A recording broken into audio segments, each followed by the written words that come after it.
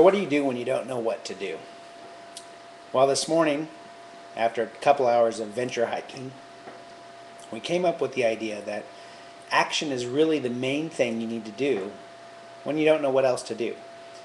A lot of times people say, I need to take massive action, I need to get into action, I need to stop procrastinating.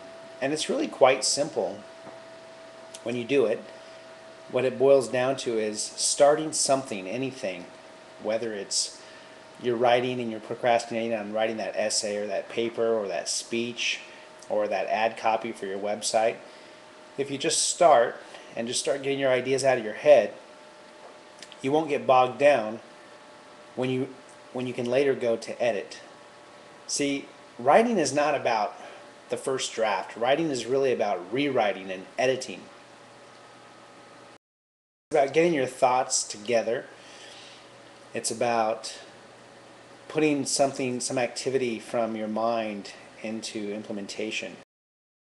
That doesn't always happen instantly, and it doesn't always happen the way you think it should or think it might. But if you worry about the result, if you worry about it's going to be wrong, then you're going to be one of those people who just don't take action. And what we came up with this morning is that you can't do something wrong. You just do it, and then you evaluate it. If you want to do it better, you can do it again, you can modify it, you can improve upon it, but you can't do something wrong. Can you do a math equation wrong?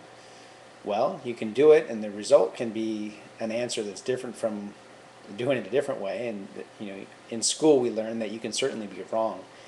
And what we want to really achieve here is not doing things to be right, but doing things to be doing things and getting things done. In Toastmasters, a lot of people come to the weekly meetings and they don't get up and they don't participate because they're afraid of how they're going to look when they do the speech. And it's so funny because the way Toastmasters is structured, you really just have to get through it. You just have to get up there, do your speech, get evaluated, get some positive, usually positive feedback, and then move on to the next one.